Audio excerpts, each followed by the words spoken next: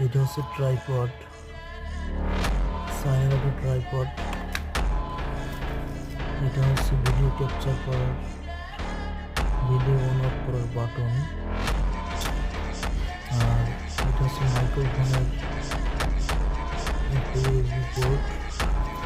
এটা হচ্ছে মাইক্রোফোন।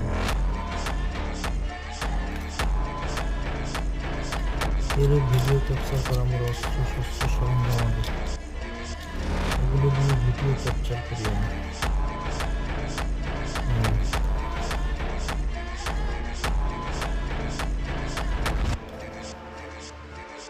আসসালামু আলাইকুম।